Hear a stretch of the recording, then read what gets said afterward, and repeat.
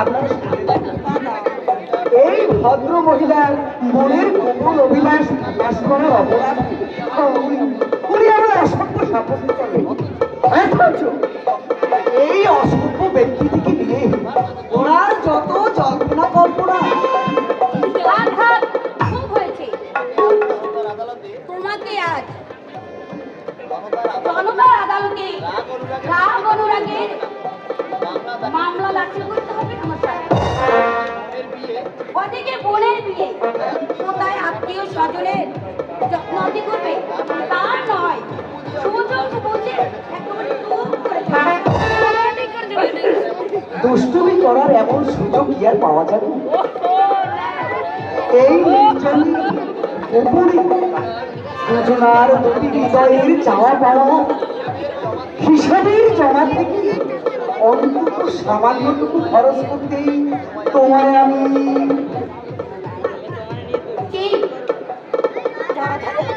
আবার জানা যাচ্ছে।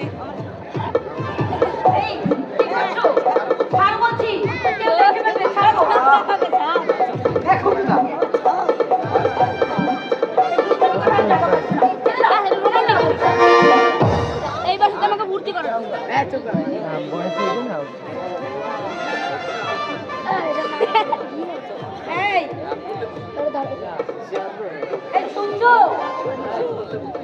রাগ করলে বুঝি নাকি তুমি বড় ছেলে মানুষ।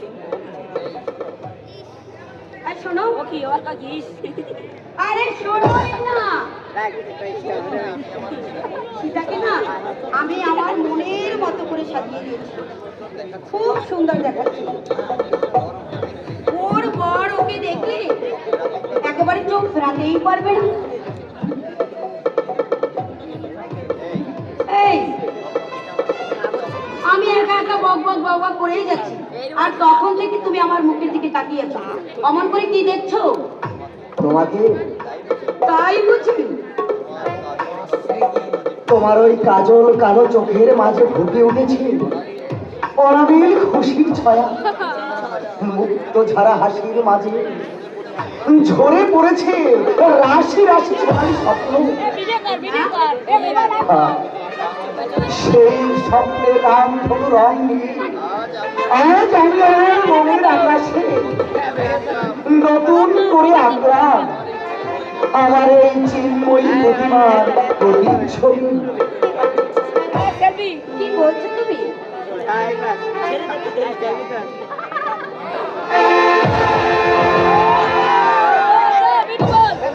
ও গো তোমার কাজ চোখে আমি হয়ে গেছি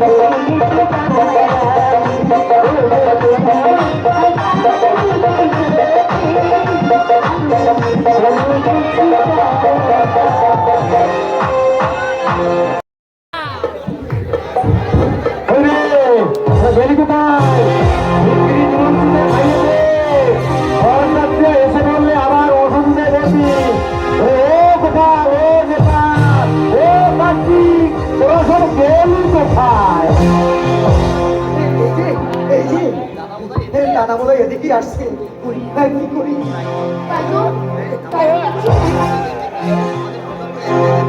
আমরা দুজনকে যদি এক জায়গায় দেখে তাহলে আবার সন্দেহ করবে না তো? এই শোনো, বলো। আমি মানে কি মানে করছো কেন? কি আমি মানে তোমায় ওই কোনো কাজের ব্যাপারে বলতে এসেছিলাম। ওই ওই বুঝেছো, সীতাকে কোনভাবে সাজাবে সেকে ওই মানে ওই ওই চন্দনের ফোঁটা খুব সুন্দর করে ওই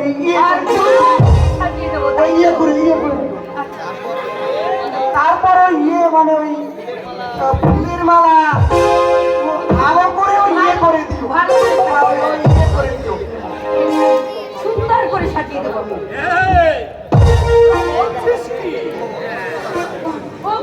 ও কিছু নয় দাদা, ওই ওই সীতাকে ও যেন ভালো করে সাজিয়ে দেয় তাই একটু বলতে এসেছিলাম। ওই মানে ওই চন্দনের ফোঁটা ওই ফুলের মালা বেশ সুন্দর করে করে দেবে, সাজিয়ে দেবো। ওরা যেমন সীতাকে দেখে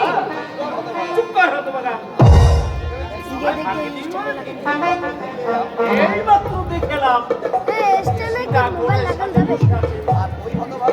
আর ভগবান কিনা সাজানোর কথা এই রে যা ভগবান পরের আসার সময় হয়ে গেল। বাইরের দিকটা কোথায় সামনে তারা হয়নি, ঘরের মধ্যে মেয়েদের কাছে নাক গলাতে গেছে। এখনই যাচ্ছি দাদা, এখনই যাচ্ছি। ভেতর নয়, ভেতর নয়, বাইরে যা। দাদা বাইরেই যাচ্ছি।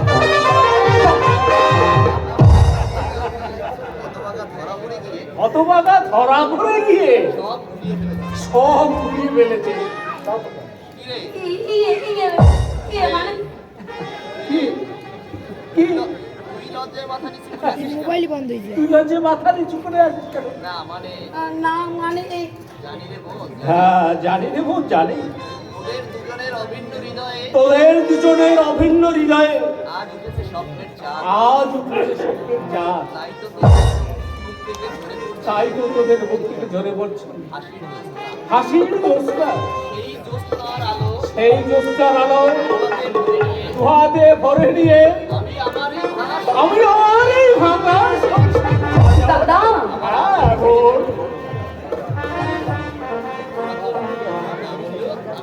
তোরা না বলতো, আমি সব জানি, সবই আমি বুঝি। তোরা একে অপরকে এক মুহূর্তে থাকতে পারছিস না। আমাকে লুকিয়ে ঘর বাতাস করছে যাতে আমি তোদের ভালোবাসার মাঝে বাধা না করাই। না মানে আরে বোন, তোরা কি আমার এতই নিষ্ঠুর ভাবি? দাদা আমি আমার ভুয়ো আমি জানতে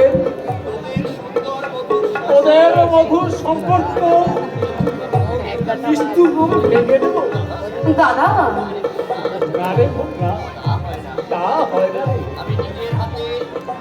আমি নিজের হাতে তোদের স্বপ্নের সম্পর্কে তোরা শুধু আমায় আর কয়েকটা দিন সময় দেবে। সীতার বিয়ের সমস্ত ঋণ শোধ করে তোদের 4 হাত আমি এক করে দেব। হ্যাঁ দাদা কি রে? দাদা কি রে? তুই আমার করে হতভম্ব হয়ে চুপে গেছিস কেন? দাদা কি হয়েছে? কি হয়েছে? সর্বনাশ হয়ে গেছে সর্বনাশ হয়ে গেছে। এই মাত্র সম্মানে কি হয়েছে বল না, বল কি হয়েছে? কি হয়েছে বলো। বইয়ের গাড়ি অ্যাক্সিডেন্ট করেছে দাদা।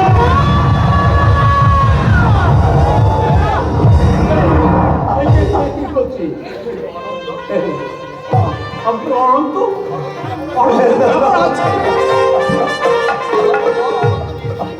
হ্যাঁ, আমাদের বড় অনন্ত নিশ্চয়ই ভালো আছে। এই এই কথা বলছিস না কেন? বল বল আমাদের অনন্ত কেমন আছে?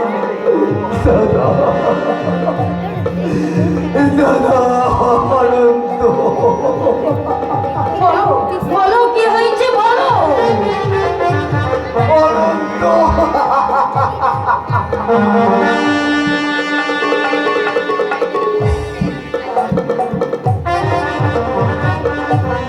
অনন্ত মারা গেছে দাদা।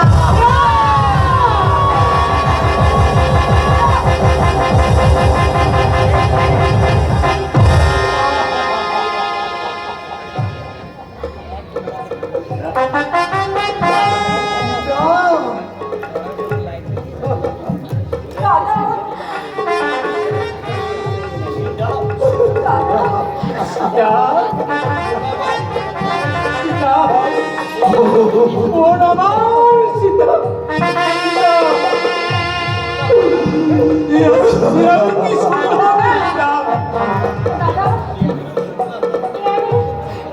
আমি কিছু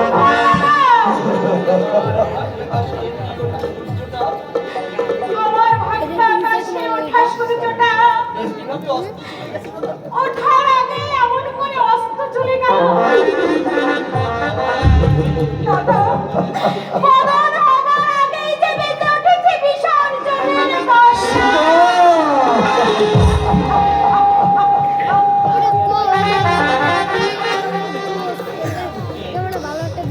এটা ভালো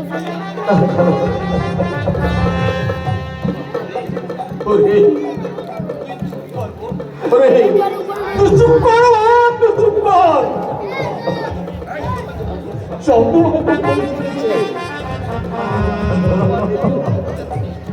ভগবান কখনো এমন কখনো পারে না।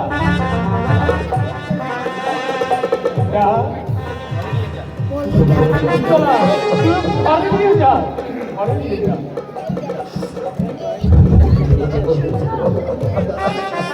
শুনছো দাদা শুনছো? ওই শোনো ওই শোনো দাদা ওই শোনো।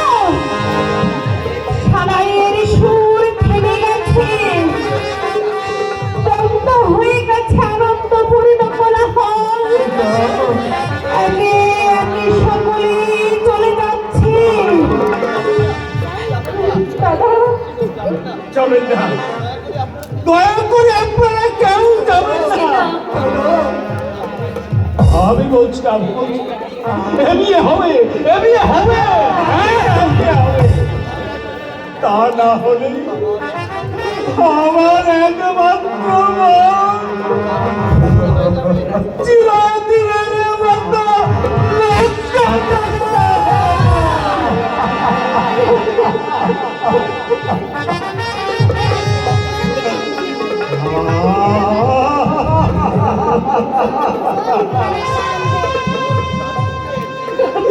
কাঁদিস নি বল, কাঁদিস নি এমন তুই কাঁদিস নি। তোর ভাগ্যা কাছে ছুটছুটে আমি এমনি ভাবে অস্ত দিকে চাপড়া বন্ধুদের মাঝে আমি বিসর্জনের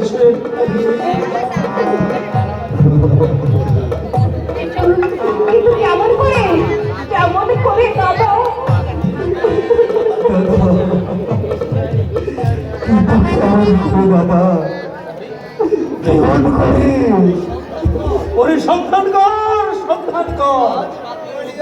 আজ রাতের মধ্যেই যেখান থেকে পারিস, যেমন করে পারিস, সেটার জন্য পাত্রের সন্ধান কর। হ্যাঁ, পাত্রের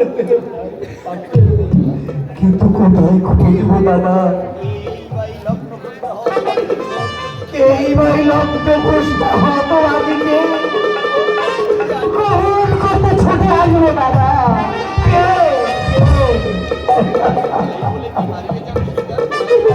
তাই বলে কি হারিয়ে যাবে আমার সীতা? সম্ভ্রষ্টার কলঙ্ক মাথায় নিয়ে আজীবন হতভাগী চোখের জল ফেলে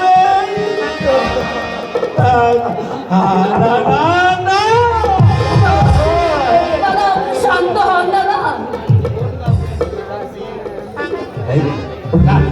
এই জীবন বাকি বেঁচে থাকতে তার একমাত্র মনের জীবন এভাবে আমি নষ্ট করতে দেবো না, কিছুতেই দেবো না। হ্যাঁ ভাই,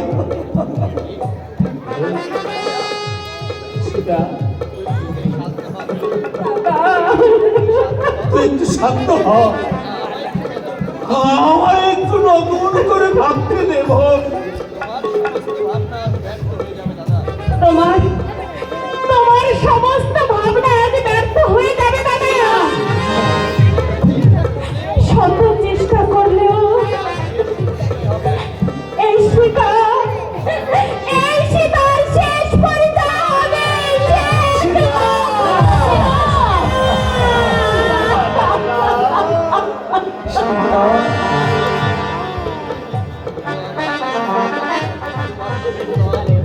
ওগো ওগো আমার আত্মীয় স্বজন বন্ধু বান্ধবের লাল, দয়া করে তোমরা আমার একমাত্র মনে এই লগ্ন পুরুষের হাত থেকে উদ্ধার করো ভাই। কে আছো সবিনয় ব্যক্তি, সবই সবার সামনে দাঁড়িয়ে প্রতিজ্ঞা করছি, সীতার চোখের জল মেশাতে আমি আমার যথা সর্বস্ব উজাড় করে দেব। দয়া করে কেউ তোমরা এই মুহূর্তে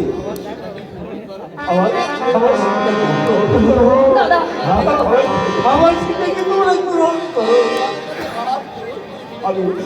আমি তোমাদের কাছে হাত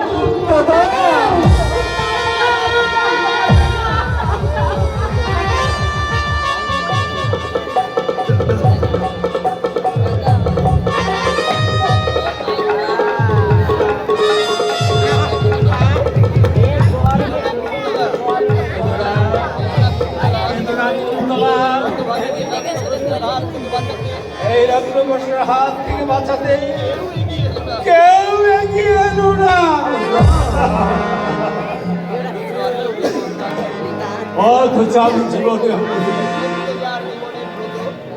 সত্য যার জীবনের মতো ধর্ম যার একমাত্র আদর্শ,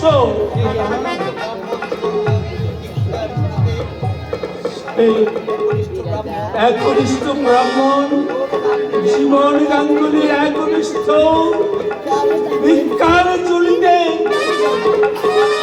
কেউ এক মুঠো সহানুভূতি নিয়ে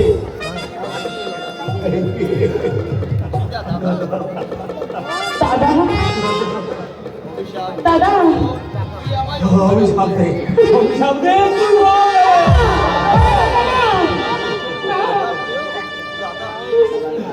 দাদা হয়ে তোকে আমি পাত্রস্থ করতে পারিনি, রক্ষা করতে পারিনি নিষ্ঠুর সমাজে কঠোর অত্যাচার। আমি হেরে গেলাম, আমি হেরে গেলাম কর্তব্যের জন্য। আজ আমি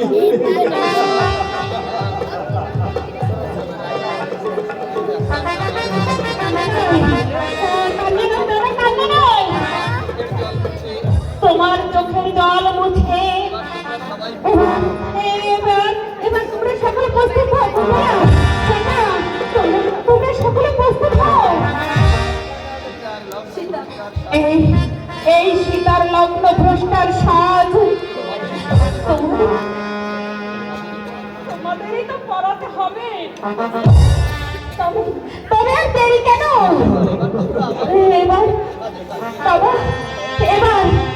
এবার তোমরা আমাকে সেই নতুন ছবি সাজিয়ে দাও বাবা এবার তোমরা আমাকে সেই নতুন ছবি সাজিয়ে দাও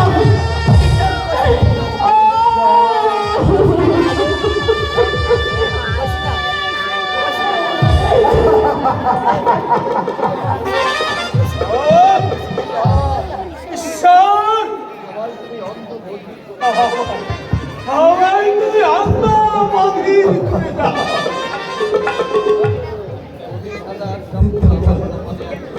দাদা বধূ সাজার স্বপ্ন আমার কপালে আর সইল না দাদা তাই তো নতুন করে কলঙ্কের মালা গলায় পড়তে সীতা এই পবিত্র ফুলের মালাটাকে আমি আজ পথের ধুলায় ছুঁড়ে ফেলবো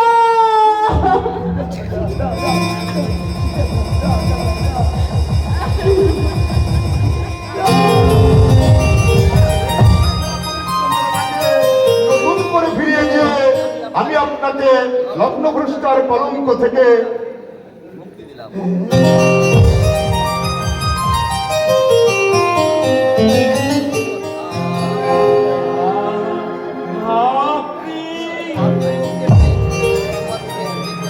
পাত্রপুত্রের হয়ে অ্যাক্সিডেন্টের সংবাদ দিতে এসে দেখলাম মাত্র সামান্য একটু সহানুভূতির অভাবে সীতা দেবীর জীবন আজ নষ্ট হতে চলেছে। তাই বাধ্য হয়ে আমার এই স্পর্ধা দেখাতে হয়েছে।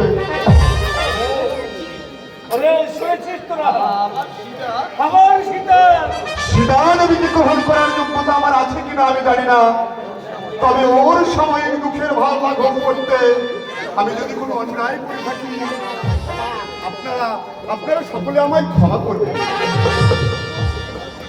আপনি কি বলছেন?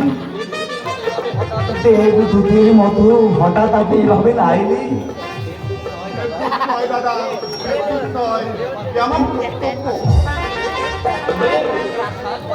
ওরে তোর সাধু বাজা অনুদে সারাই বাজা দেব আমার সীতাকে বরণ করতে এক মহান পুরুষ আবির্ভাব হয়েছে।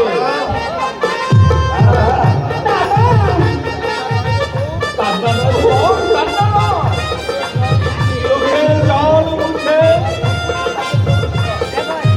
এবার নতুন সাজেতে প্রস্তুত হও। অমঙ্গলের অন্ধকার ভেদ করে আবার তোর জীবনে উদয় হয়েছে নতুন সূর্য।